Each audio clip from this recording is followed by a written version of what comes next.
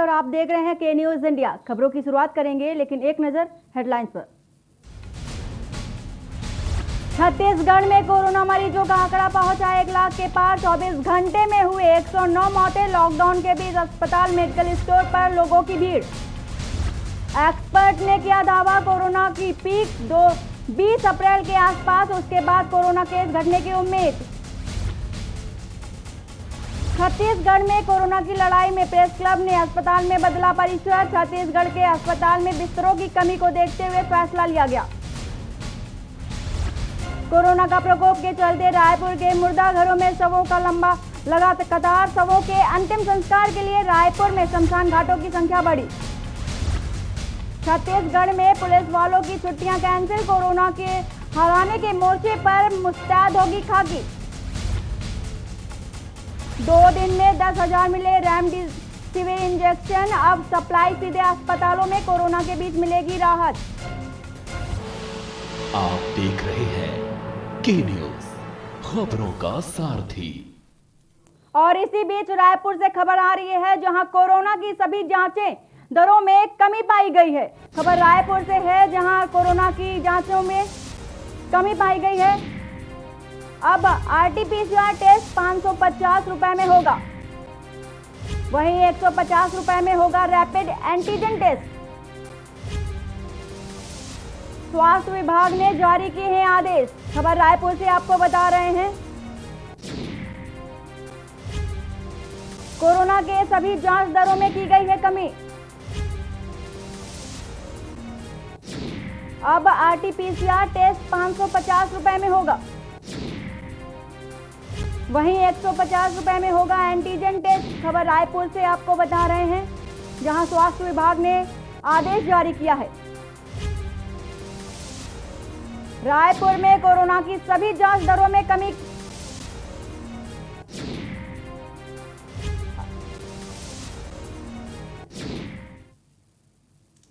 खबर रायपुर से है, जहां प्रदेश कांग्रेस की बैठक में यह खुलासा हुआ कि पीएम केयर के नाम से किस तरीके से धोखा हो रहा है।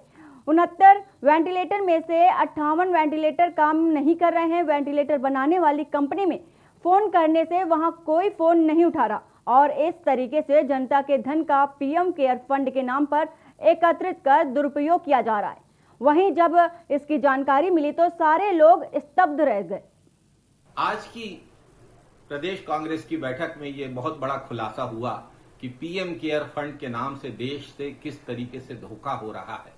जो 69 वेंटिलेटर मिले हैं, उन 69 वेंटिलेटर में 58 वेंटिलेटर काम ही नहीं कर रहे हैं। वेंटिलेटर बनाने वाली कंपनी में फोन करने से वहां कोई फोन नहीं उठा रहा है, और इस तरीके से जनता के धन का पीएम केयर फंड के नाम पर एकत्रित करके दुरुपयोग किया गया। जब इसकी जानकारी मिली तो सारे लोग स्तब्ध रह गए। खबर दुर्ग से है, जहां दुर्ग के जिला अस्पताल और शास्त्रीय अस्पताल की मरचूरी में क्षमता से अधिक लाशें पहुंच रही हैं। शमशान घाट में देर रात तक कोविड के चलते अंतिम संस्कार किया जा रहा है। दुर्ग में कोविड टेस्टिंग और वैक्सीनेशन के दौरान नियमों की जमकर धज्जियां उड़ाई जा रही हैं। लोगों द्वारा गाइडलाइंस का पालन नहीं किया जा रहा है। वहीं जिले के सरकारी और प्राइवेट अस्पतालों में बेड की कमी देखने को मिल रही है, जिससे मरीजों के परिजन मरीजों को लेकर दर दर भटक रहे हैं।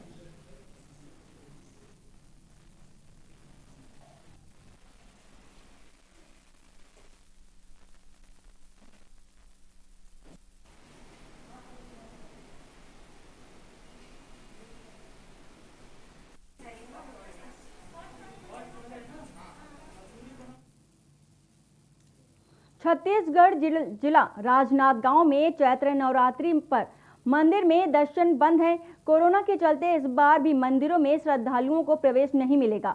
डोंगरगढ़ मेले को भी स्थगित कर दिया गया है। मां बमलेश्वर मंदिर में भक्तों के लिए नो एंट्री है। मंदिरों में पूजा मंदिर समिति के सदस्य और पुजारी ही करेंगे।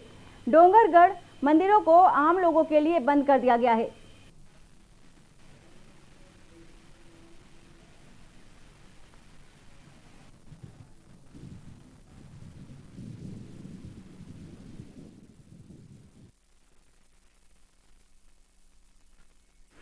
इसमें प्रथम शैलपुत्री, द्वितीया ब्रह्मचारिणी, तृतीया चंद्रघंटी, कूष्मांडी, चतुर्थकम पंचम स्कंधमाती, षष्ठम कात्यायनी, सप्तम कालरात्रि, महागौरी तचाष्टकम, नवम शुद्ध धात्री, नव दुर्गा। ये नव दुर्गा माँ का स्वरूप है। नव दुर्गा माँ के हिसाब से जो है यहाँ पे पूजा पाठ किया जाता है और उनका श्रृंगार जो जैसा रहता है वैसे उनको श्रृंगार अर्पित किया। बेमेतरा जिले में रिकॉर्ड तोड़ कोरोना मरीज निकले। वहीं एक ही दिन में 524 लोगों में संक्रमण की पुष्टि हुई। इसके साथ ही 10 कोरोना संक्रमितों की इलाज के दौरान मौत भी हो गई। स्वास्थ्य विभाग से मिली जानकारी के अनुसार जेल में वर्तमान में सक्रिय मरीजों की संख्या 3670 से ऊपर पहुंच गई है। इस तरह जिले में अब तक कोरोना से मरने वालों की संख्या सैकड़ों के पार हो चुकी है।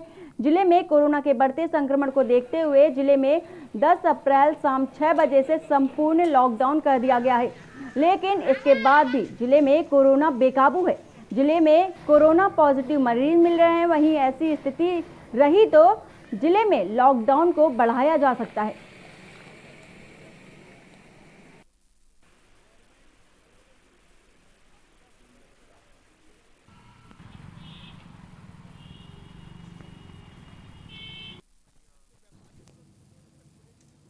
कबीरधाम जिले में मंगलवार शाम जारी बुलेटिन के आधार पर कोरोना पॉजिटिव की संख्या 564 है।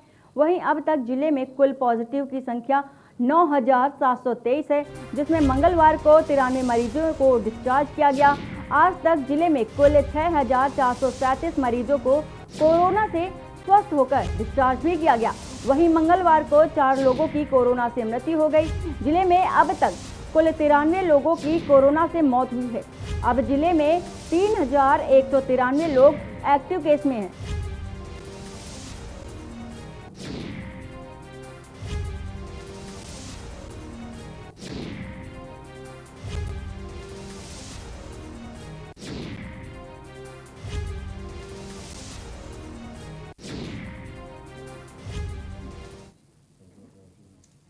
खबर कबीरधाम से है, जहां जिले में जारी बुलेटिन के आधार पर कोरोना पॉजिटिव की संख्या 564 बनी हुई है।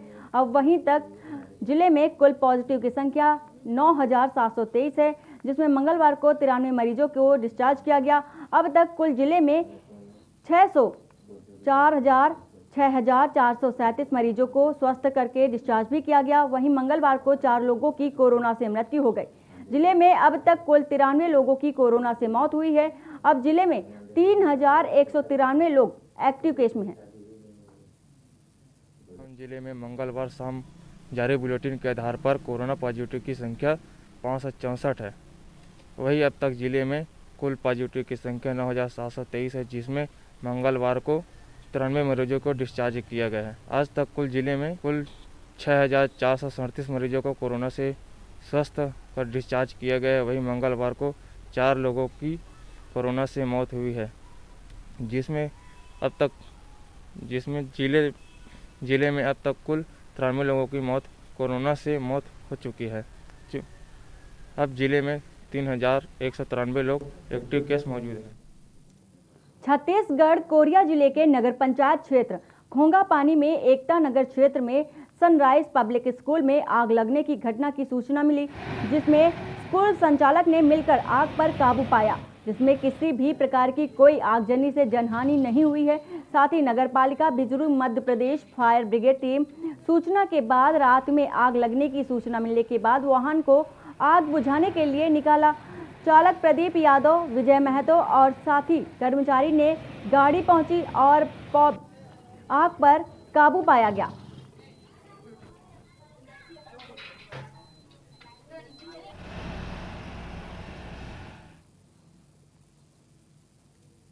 सरगुजा जेल में आज से लॉकडाउन की शुरुआत हो गई है। जिला प्रशासन जोरों शोरों से लॉकडाउन का पालन कराने की सभी व्यवस्था कर चुकी है।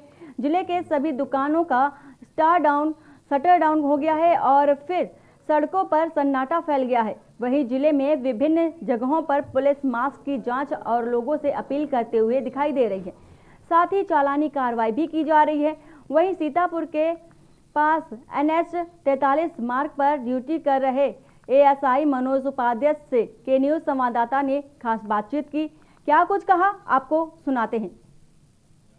NH पे हैं यहाँ पे ड्यूटी लगा है एएसआई सर जी का। उनसे जानते हैं कि किस प्रकार से यहाँ पे कोरोना को लेकर लॉकडाउन लगाया गया है, किसका किसका जांच चल रहा है, किसको रोका जा रहा है और किन को छूट दिया गया है। हमारे साथ एसआई साहब जुड़ रहे हैं, उनसे बात करेंगे और जानेंगे।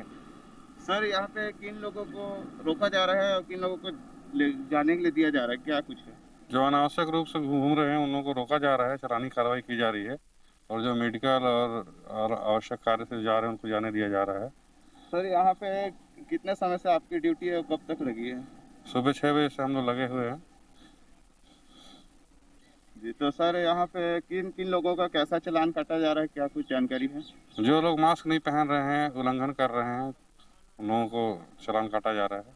और बड़ी गाड़ियों को रोकी जा रही है कि नहीं, या 2 व्हीलर या 4 व्हीलर, किनको किनको रोकी जा रही है? बड़ी गाड़ियों को नहीं रोकी जा रही है। जो बात दूसरे राज्य से आ रहे हैं, दूसरे जगह जा रहे हैं, उनको नहीं रोका जा रहा है। लोकल लोग जो इधर घूम रहे हैं बिना मतलब के फालतू, उनको रोका जा रहा है। मुख्यमंत्री भूपेश बघेल ने भारत के संविधान निर्माता, समाज सुधारक, भारत रत्न डॉक्टर भीमराव अंबेडकर को उनकी 130वीं जयंती पर श्रद्धांजलि अर्पित की। कोविड-19 के बचाव और रोकथाम के लिए लागू लॉकडाउन के कारण मुख्यमंत्री बघेल ने अपने कार्यालय कक्ष में संविधान निर्माता बाबा साहब अंबेडकर को उनके चित्र पर माल्यार्पण किया, उन्हें श्रद्धांजलि दी। इसके साथ ही उन्होंने भारत के संविधान निर्माण और समता मूलक समाज के निर्माण, समाज के कमजोर वर्गों और महिला सशक्तिकरण में उनके योगदान को याद किया।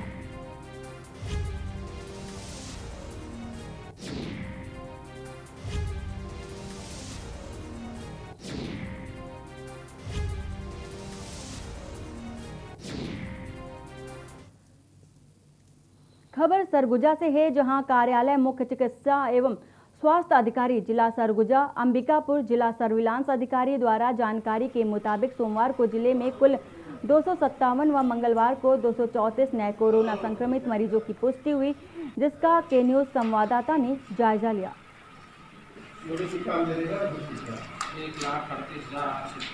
जो कोरोना का प्रोटोकॉल है उसके संबंध में जो सावधानियां बरतने के लिए शासन से गाइडलाइन बार बार आ रहा है, मीडिया के माध्यम से और रेडियो के माध्यम से, समाचार पत्रों के माध्यम से, या शासन प्रशासन हम लोग भी उसमें जुड़े हुए हैं।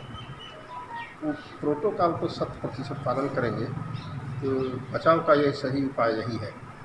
इसके साथ साथ हम लोग वैक्सीनेशन भी करा रहे हैं। 45 साल से ऊपर के सभी महिला पुरुष को हम लोग वैक्सीनेशन करा रहे हैं। जिले में 21 अप्रैल तक कलेक्टर पीएस एल्मा के आदेश पर संपूर्ण लॉकडाउन लगाया जा रहा है।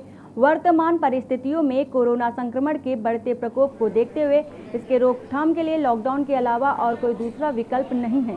लेकिन लॉकडाउन अवधि में दूसरा पहलू यह भी होता है कि गरीब तबके के लोगों को आर्थिक स्थिति इतनी खराब हो चुकी है कि उनके सामने 2 वक्त की रोटी का इंतजाम कर पाना बेहद मुश्किल हो गया है। जिले में एक ऐसे लोग भी हैं जिनके पास रोज़ कमाने और रोज़ खाने के लिए ही पैसे होते हैं, जिससे लॉकडाउन में घरों में कैद हो जाने के बाद ऐसे कई लोगों के घरों में चूल्हा जल पाना भी बेहद मुश्किल हो जाता है।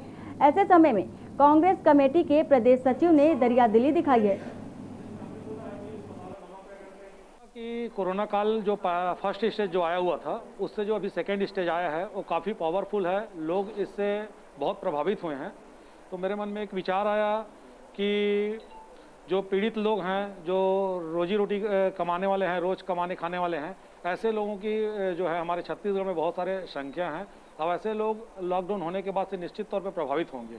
उस स्थिति में मैंने ये चाहा कि हमारे कांग्रेस पार्टी का जो विचार रहा है कि दुखी लोगों के बीच में खड़ा होना, ऐसा भूपेश बघेल जी भी निर्देशित करते आए हैं। महासमुंद जिले में 194 दिन बाद लॉकडाउन रिटर्न होने जा रहा है। बढ़ते कोरोना संक्रमण की चैन को तोड़ने के लिए जिला प्रशासन द्वारा 14 अप्रैल से 22 अप्रैल तक जिले में टोटल लॉकडाउन किया जा रहा है। इसे लेकर महासमुंद कलेक्टर डोमेन सिंह ने आदेश जारी किया है। लॉकडाउन 14 अप्रैल की सुबह 6 बजे से 22 अप्रैल की मध्य रात्रि 12 बजे तक प्रभावशील रहेगा। लॉकडाउन की अवधि में जिले की सीमाएं पूरी तरह से सील रहेंगी।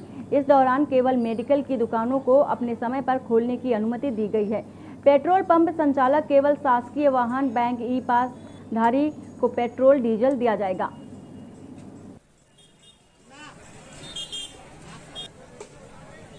विदित है कि कोरोना काफ़ी तेज़ी से फैल रहा है ज़िले में और इसके चेन को रोकने के लिए बहुत आवश्यक है। हम सभी विभागीय अधिकारियों और स्वास्थ्य अधिकारियों के साथ बैठकर हम लोगों ने इस चीज़ का समीक्षा किया था। तो उसके संदर्भ में हम लोग 14 तारीख से 22 तारीख तक पूर्ण लॉकडाउन लगा रहे हैं। इसमें जो अत्यावश्यक सेवाएं हैं वो जारी रहेंगी। जैसे टीकाकरण कराने के लिए लोग आएंगे वो जारी रहेगा, दवाइयाँ हैं, पेट्रोल पंप है, मेडिकल फैसिलिटीज़ हैं। इसके साथ ही साथ हम लोगों से अपील भी करना चाहते हैं। अब बिहार की